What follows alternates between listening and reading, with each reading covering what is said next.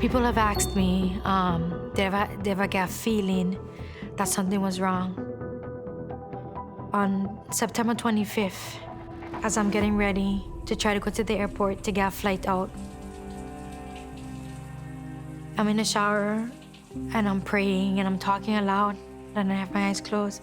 And when I open my eyes, I see my daughter in front of me, a vision of my daughter.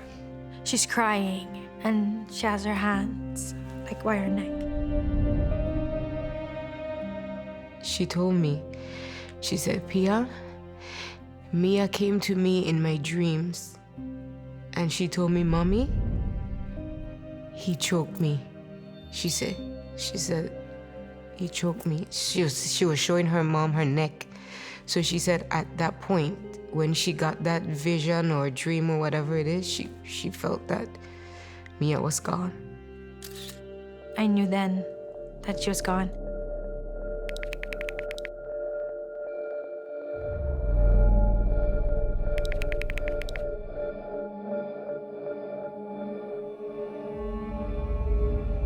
You know, I find myself at times like waiting to get that call, like, hey, Ma, what's up? You know, I feel her presence a lot. I do. Mia is everywhere. Everywhere. Not a day goes by that I don't think about my sister. Our real life would never be the same. We always think we have time. You know, I never think that I would be sitting here today talking about Mia in the past. You know, I always thought that I had forever. I just wish I could hug her more, tell her I love her more. 19 was way too short. Way too short. Not a day goes by that I don't think about my daughter. Not a minute goes by that I don't think about my daughter. You know, every day I look at her pictures and, you know, eventually, that's it. There's no more pictures to be made. There's no more memories. Her pictures are gonna get faded just like everything else. In life, she's gonna be forever 19. That's it. At 19, Mia had her whole life ahead of her. I would never get to see her become an orthopedic surgeon. Never get to see her be a wife, a mom. You know, you have your children. You set them up. You put them in a world. You try your best to protect them. And then for somebody to feel that they have the right to take that from you.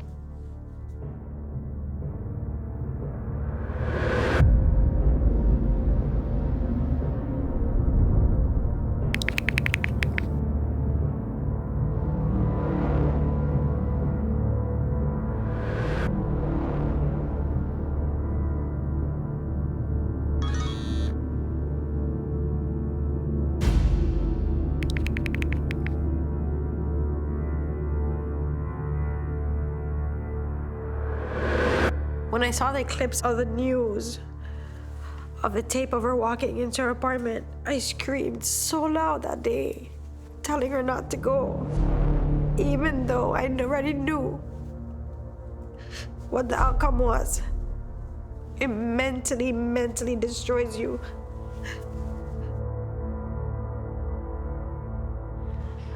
I honestly feel like I've lost 2 kids, and I want to tell you why.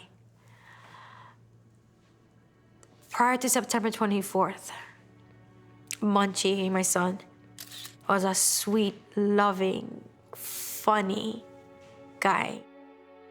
Who I met with now is an angry, bitter boy.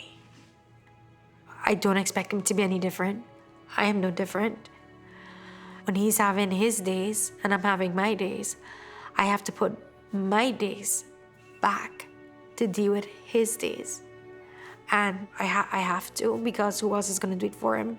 I'm still grieving and still figuring out ways to express what I need to let out, because there's not everything that I need to let out has been out yet. So I really just take things a day at a time and try to bring myself to think about more on my sister and her situation.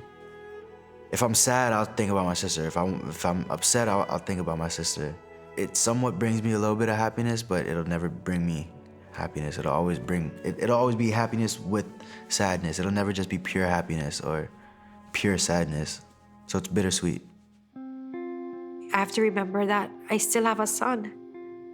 I can't just consume myself in this grief and this dark place. And there he is, that he needs me as well. And it's really, really hard. It's hard to try to be a little bit of that person I was prior. Life goes on for everybody else. But then I'm sitting here still trying to figure this puzzle out. Would I ever finish this puzzle? I don't know.